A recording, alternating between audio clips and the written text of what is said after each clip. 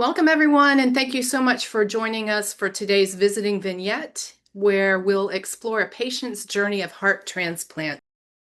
Good afternoon, everyone. I'm Karen Bertozzi. I'm part of the programs team at Mended Hearts. I just wanted to remind you a little bit about what these Visiting Vignettes are about. They are simply peer storytelling webinars. They're short, they're sweet, they're informative, they're relaxed, and they're conversational. But you will learn quite a bit from your fellow heart patients. In today's vignette, we'll hear from some of our patient friends and family in the transplant community. We hope this relaxed conversation provides meaningful information, practical insights, connection, and hope to you. We'll be together for about half an hour, including time for questions, so be sure to put your questions in the Q&A box below. And please join me in saying hello to Glenn Kelly. Glenn is a dedicated Mended Hearts volunteer, patient advocate, and heart transplant recipient. He brings both lived experience and a deep commitment to supporting others navigating similar journeys. Hey, Glenn. Hey, Karen, thank you so much. Thanks for getting us kicked off. Um, Good afternoon, everybody. Really happy to share with you our guest, and once you get to know him, you're going to realize it's going to be a fun conversation. Our guest today is Hal and his wife Ann Harbuck from the Dallas-Fort Worth area. For anyone who's in that area, would probably know Hal for the last few decades as a on-air personality in radio, sports radio. He's quick-witted, and you'll find this quite entertaining, our conversation. But even the best of us, regardless of our backgrounds, we can get hit with heart disease, and sometimes pretty serious heart disease. And Al is no exception to that. So Al's going to talk to us today about his transplant journey, and if Al's wife Ann is going to join us, if possible, to talk a little bit her perspective as a caregiver, because we know those are our unsung heroes as we make it through our journeys, especially in the transplant world. So anyway, it's with personal gratitude to Hal for spending some time with us today. And Hal, why don't you go ahead, and I'm going to hand the floor over to you. Very good. It's an honor. It's a pleasure to be here with all of you, along with Ann, my wife. She's here with us. I'll just kind of say hi, Ann. So it's a pleasure, and I love to talk about the last 3.5 years of my life because uh, this all started for me about 20 years ago. I had a heart attack. I was out at the lake. We have a lake west of Fort Worth called Possum Kingdom Lake, and I was out there. My oldest son, he knew something was wrong, and I knew something was wrong.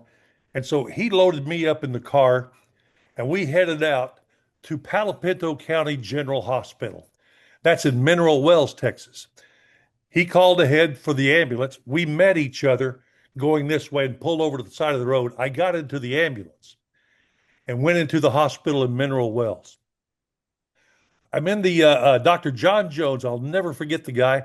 Dr. John Jones was the lead physician in the emergency room there, and he said, he goes, "I'm going to have to ask you a few questions before we get started." I said, "Sure, Doc, go ahead." He goes, "Do you know your name?" And I said, "Hal Harbuck." He goes, "Do you know what you do for a living?" I said, "Yes, I do a radio show in Dallas Fort Worth." And he said, "Do you know why you're here?" I said, "Well, I believe I've had a heart attack." And he said, "Well, you're having one right now as we speak as well." I said, "Oh my gosh, I have to ask you about your past. Are you a smoker?" I said, "Oh no, sir. No, no, I don't smoke." And he said, "Have you ever smoked?" I said, "Yes, I did used to smoke, would probably contributed to this." And he said, "How long ago did you quit?" And I said, "About 30 minutes ago." And of course, he started laughing. All the nurses started laughing. I said, "Doc, wait a minute. Wait a minute. Let's get back to this." So that was the beginning of it. And I found out through my cardiologist here in Fort Worth. He said, "How long have you had heart disease?" I said, "I don't have heart disease." He goes, "Yes, you do." I said, "I didn't know it." And he asked how many people in my family had heart disease. And I said, "None." And he said, "Well, congratulations. You're the first And I said, well, thank you. It's always good to be first, I suppose. Anyway, he said, this was all going to happen to you, whether you smoked or not. You just sped up the process, but you were going to go through this anyway. So to forward 20 years, uh, I had that heart attack, and I was just go right to a period where I was at racetrack. It's kind of like a 7-Eleven here, Yes. a gas station, yeah, racetrack. And I was there at 3:15, 3:30 in the morning getting a cup of coffee to drive to Dallas. I have to drive to Dallas, which is a 40-minute drive every day. So I was getting a cup of coffee on the drive, and in the racetrack, I hit the ground. I just fell and hit the ground, just bam. And I never died there. Because when I hit the ground, I was still awake, but I couldn't feel anything from the neck down because of the way I hit. Well, that all came back pretty soon. Got to the hospital and got a hold of Dr. Shaw. He's my cardiologist here in Fort Worth at the time. And he said, yeah, I'm going to take you. You're going to go to Baylor, Scott, and White in Dallas. And I'd been registered at Baylor, Scott, and White in Dallas for 3 or 5 years, maybe, because he thought maybe there would come a day when I had to have a heart transplant. And I was always going, what do you mean a heart transplant? I don't have to have a heart transplant. Ann and I traveled. We've been fortunate enough to travel many places around the world. And I remember in Iceland at the airport, I had to have somebody bring me a wheelchair to get back to the plane. I thought, what is going on here? Well, got back home. Everything's still fine. TCU played in the national championship football game. We played Georgia and lost big time, but that game before that, I was there and got home. Yes. The Fiesta Bowl. And the family went back to watch them play for the national championship against Georgia, which we just got our butts handed to us. It was a horrible game. And when they got back, I was up and I said, welcome home. And I said, I got to get up. So I said, good night. I love you. And I started to go to the bedroom and hit the ground again, this time dead. Ann was panicked and she ran across the street. Believe it or not, our doctor lives across the street from us. And they came over, couldn't find a pulse. Finally, they got one in the ambulance to a hospital in Fort Worth. That's when Dr. Shaw got a hold of Baylor and said, he's coming. I got to Baylor Hospital, and that's when it all started. I was, they said, yeah, we're going to have to do a heart transplant. And they were going to hook me up with the little fake heart transplant. I can't remember what that's called. Everybody, yeah, whatever it was to keep my heart going. Well, in the hospital, same thing happened again. So I went from level 4 to level 2. Once you get to level 2 in the hospital for a transplant, you don't leave the hospital until they get you a heart. They said it's probably going to be 2 to 3 months before we get you a heart. Well, I was there, I don't know how long, maybe 20 days. And the doctor came in and goes, I think we've got you a heart. I said, you got to be kidding. And they said, no, I think we've got you a heart. Well, they came in that afternoon. We have the heart. I couldn't believe they had got a heart that soon. I went into surgery at 1:30 in the morning and I got out. And before that, we went through a band of testing. You just don't sign up and get a heart. And people that are watching or listening right now, they probably know that. You have to qualify. You have to go through testing, and you can't have this in your system. There can be no nicotine, no alcohol, and no cancer, no nothing. You have to qualify for that heart. And so I did. I passed everything, and everything was great. Everything was great. And so that was prior to this. But anyway, I went to level 2, and I knew that was bad. But they got that heart. I couldn't believe it. Funny thing about that is they wouldn't tell me where the heart came from, but we overheard a nurse talking about that the helicopter had come in with the heart, and the heart she thought was from Arizona, which is really weird because about 2 days after the heart transplant, I wanted jalapenos on everything. I mean, on ice cream, on everything you could possibly put it on. I wanted jalapenos. So I figured out the heart came from, if it came from Arizona, it came from a Hispanic man. I haven't met the family yet, but I said, if DNA can transfer, here's some proof of it, because they really don't know if DNA transfers or not. But anyway, so I wanted jalapenos on everything. But anyway, while I was in the hospital, I died. And this is the story I love to tell. I died. I died in front of my wife, Ann, which she still suffers PTSD over all of this. And you talk about an angel through the process. Yeah, she's sitting there going, "Don't start all that." She was a God sent angel for me.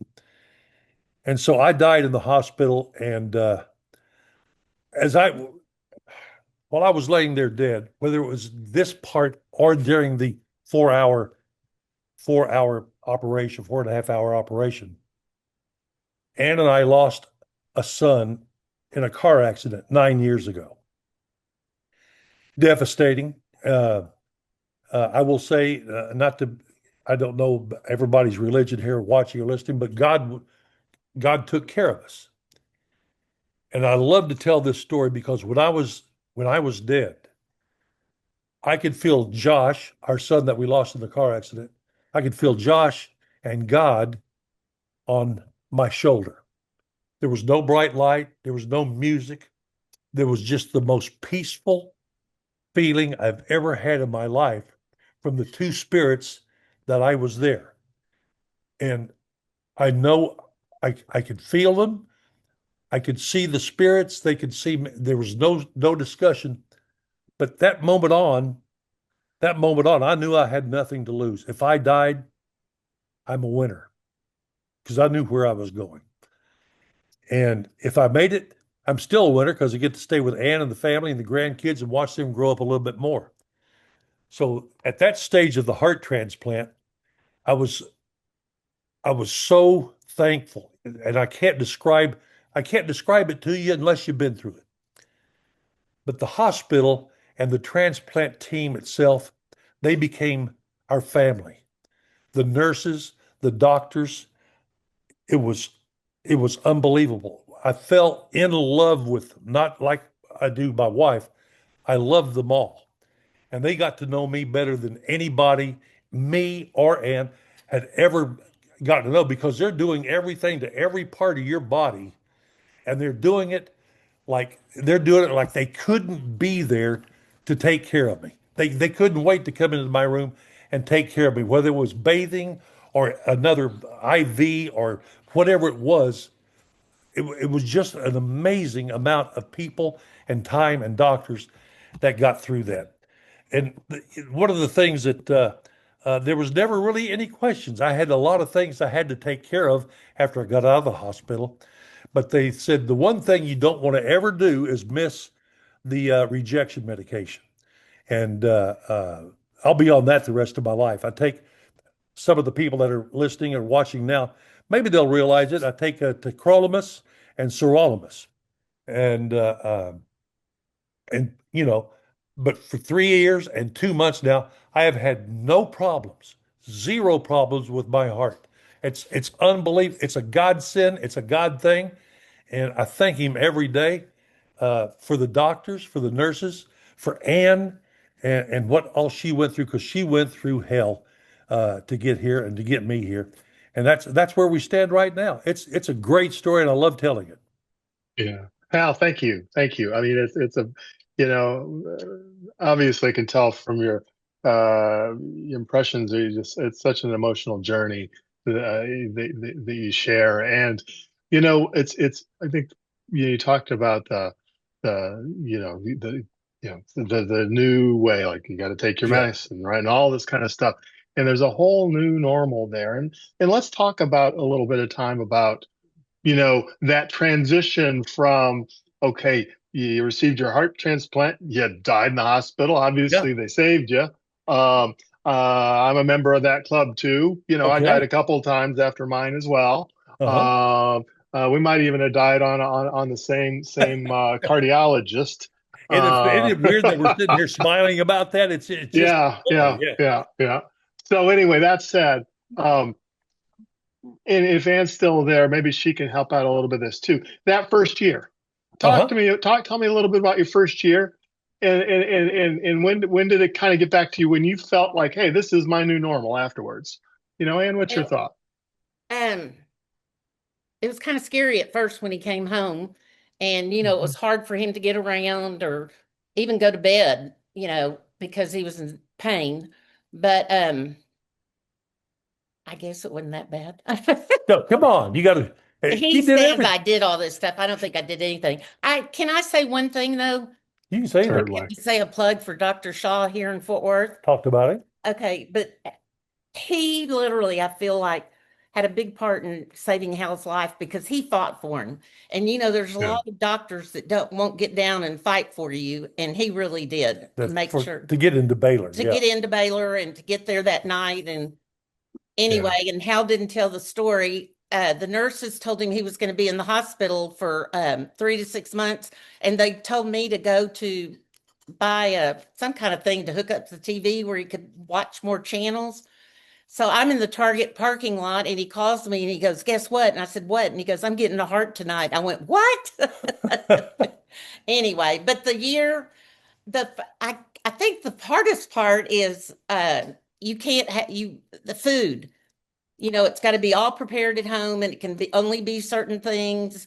Everybody we know wanted to bring food to us, and they didn't understand that you can't bring food in from people outside of your home because of germs.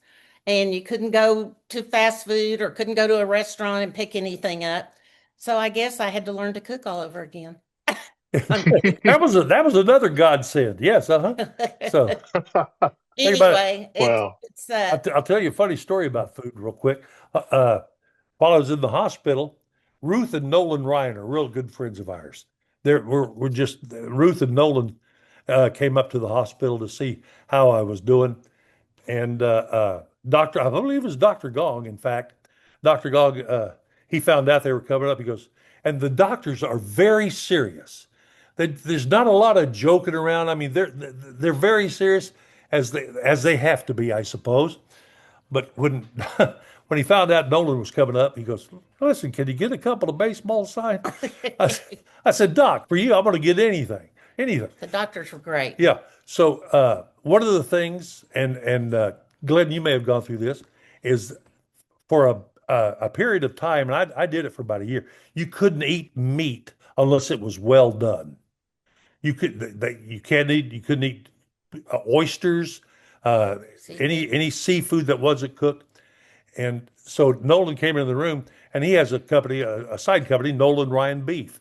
And it's very good beef. And he walked in. I said, Nolan, I said, all your steaks now, I'm going to have to burn them to eat them. He goes, well, you're not going to get any steaks from me. I said, I can't help it. That's what the doc says, and that's what the hospitals say. So yeah, the food thing, and Ann took care of all that with the cooking, and it just it was amazing what the caregiver goes through, and I was so glad I had Ann to do that because they asked her, they tested her and everything too. yeah. Yeah, and let me ask you, Okay. you have any suggestions for any caregivers that might be out there? Anything that might have helped you? Um, Gosh, I don't know, just patience, I guess. That's it. Uh, That's a great answer. um, I don't know. You just got to be there, and it seems like an eternity, but now it seems like a million years ago. At first you just feel like you're overwhelmed, but it doesn't last that long. It really doesn't, and it's worth it in the end. Um, Yeah. I mean, Yeah, now I can't even, I can't really even think about it. It's only been 3.5 years. At the time, you're devastated, but excited too. But I guess just patience and it'll all change. It'll change. yeah, Yeah. yeah. Answer your question? Sure. And I could just ask the question. I, I'm going to ask, Al, did you have something else? I've got another question I want to ask you. oh no, you go right ahead. Okay.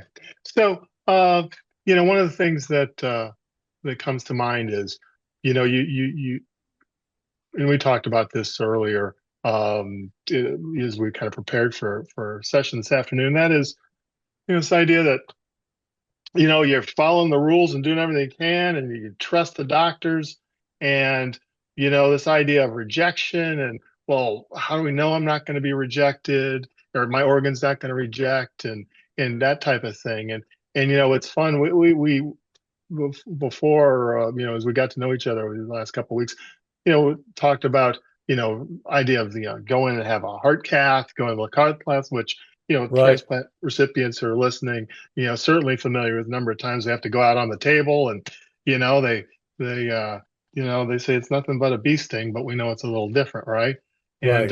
And the things they're doing to prevent that and yet keep us safe. And so, as we talked about, Tara's got an offering, to test cell-free DNA, right? If that little pieces of the jalapeno loving, I'm telling you, heart craziest donor, thing. It's the you craziest. know, Yeah. isn't it? Yeah. And Yeah. so with what they, and that's some of the, as they like to call, surveillance that they do for you there at Baylor, as an example, Right. is that. So, and what do? You simply just give them a little blood, right?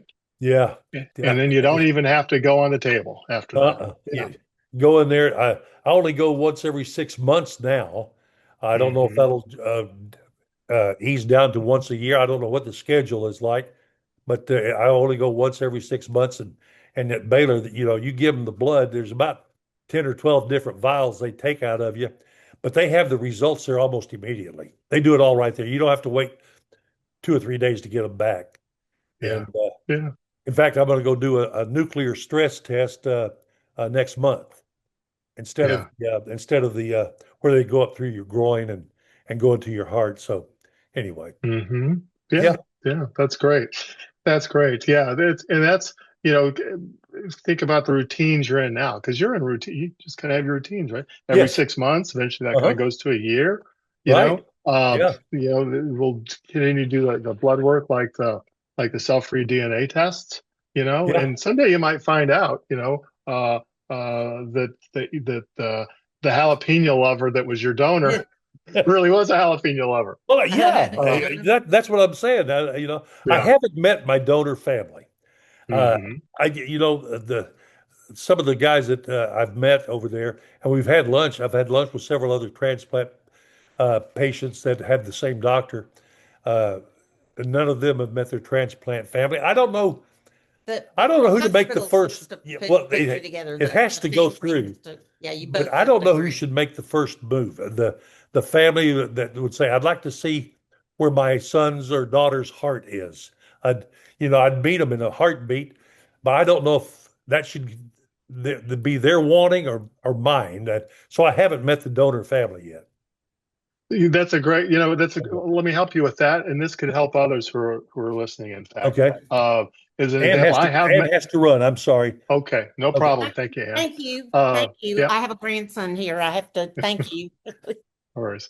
As an example, so I have met my donor family. I've got a great relationship with them. Uh-huh. They're down, most of them are down around Houston and Bryan, to Yeah. keep, from a Okay. Texas perspective. Yeah. Uh, and and I can help you with this offline too, but this is for others, is through, first of all, you can ask the social workers at your transplant center uh, to help you guide this. It also goes through the what's called an OPO, or the Organ Procurement Organization, where you can write a letter.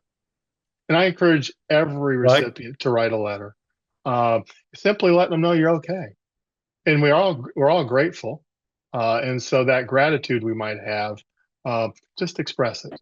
And as a tip, if you're not sure what to do, a lot of people, some on this call, have done it, gone before us.